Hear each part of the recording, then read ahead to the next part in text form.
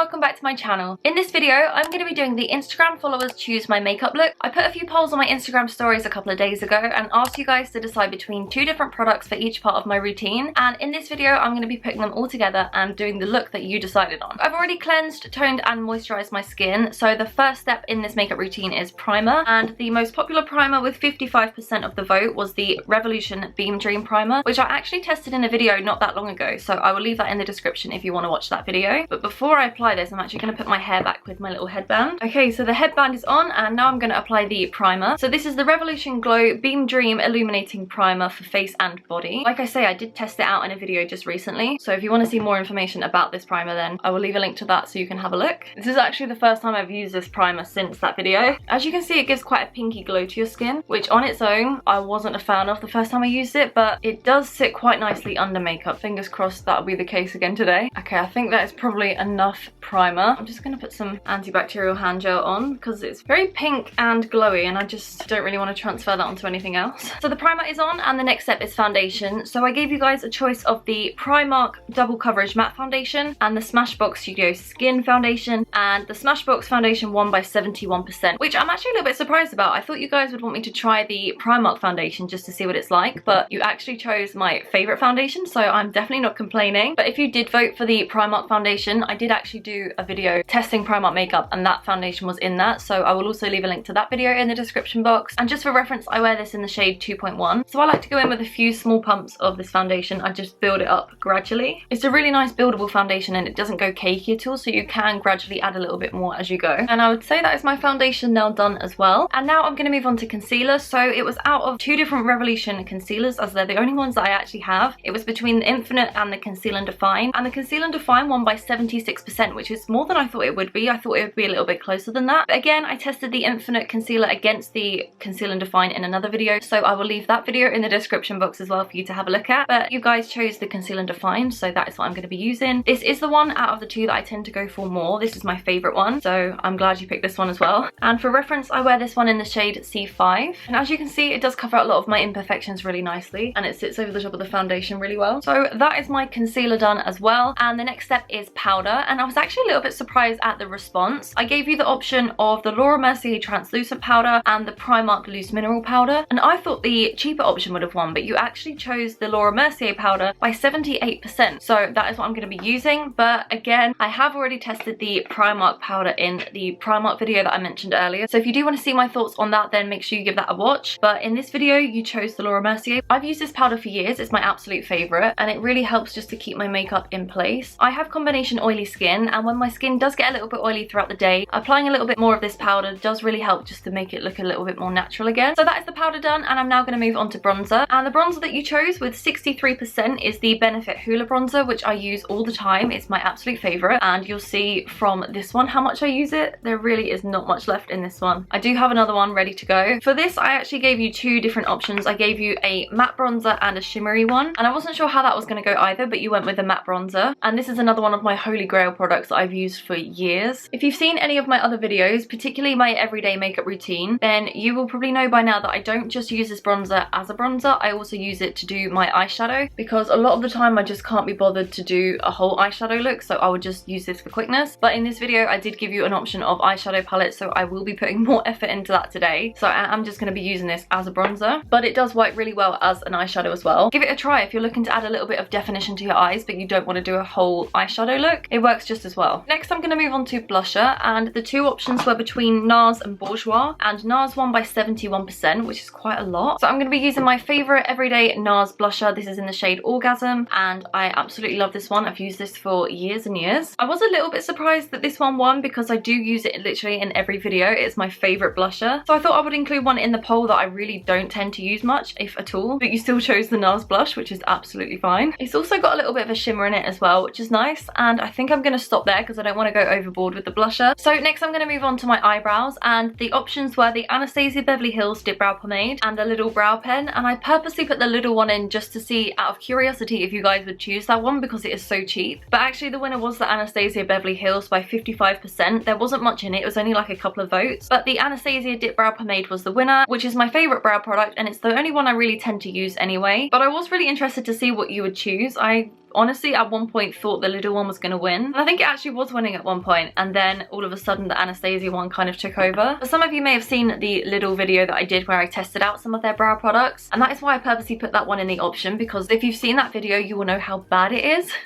In fact, everything was really bad that I tried, but if you want to see that video I will leave that in the description box so you can have a look. It's very interesting, shall we say. So I was really interested to see if you were going to throw an obscure winner in there, but thankfully you guys came through and picked my favourite eyebrow product. You've probably noticed that a lot of the makeup I use are things that I've loved and used for years, and I don't know if it's just me, but when I find a product that really works for me and I love it, I don't then really tend to try many other things. I know what I like, so I tend to go for the same thing all the time, but I am always willing to try out new things. So if there's anything in particular you would like me to try, then just leave a comment down below and let me know, and who knows, maybe one of these things might replace one of my current favourites. Like I say, I've used this brow product for years and I absolutely love it, and for reference, if you're interested, I use it in the shade Soft Brown. So I like to go a little bit darker than my natural hair colour. This is my natural colour at the top, and I've always liked my eyebrows to be a little bit darker, so I find that this colour works for me and I really like how it looks. So that is my eyebrows done. I am just going to go around with a little bit of concealer because the next part anyway is going to be my eyeshadow. It's something I always like to do just to clean it up and make it look a little bit more tidy, and I'm just using the same Revolution Conceal and Define concealer to do this. And I'm also going to start prepping my eyelid for the eyeshadow. In fact, I might just put a little bit of concealer on my beauty blender just to cover a little bit more area. My eyelids are now ready for the eyeshadow application. So I gave you two options between the Kiko Milano Jelly Jungle and the Revolution Reloaded palette, and the Revolution palette won by the most percentage I think out of any of the other options. It won by 87%. So today I'm going to be using the Revolution Reloaded Basic Mattes palette, and I am going to keep it quite simple, and I'm going to start with this shade here, which is shade number 12. I have to say I'm not surprised that this palette won out of the two. It definitely has the nicer colours, and also the Revolution palettes are super pigmented and I know that they're really popular, so I'm not really that surprised that this one won. I will come a little bit closer so you can see.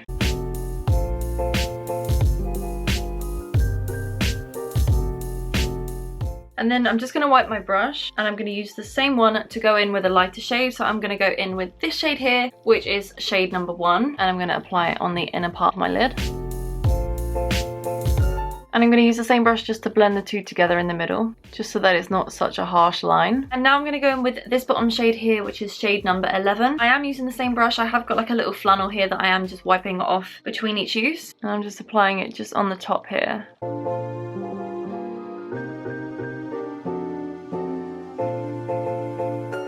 And now I'm just going to go in with this shade here, which is shade number 7. And I'm just going to put a little bit sort of in the middle here, and then blend it all together.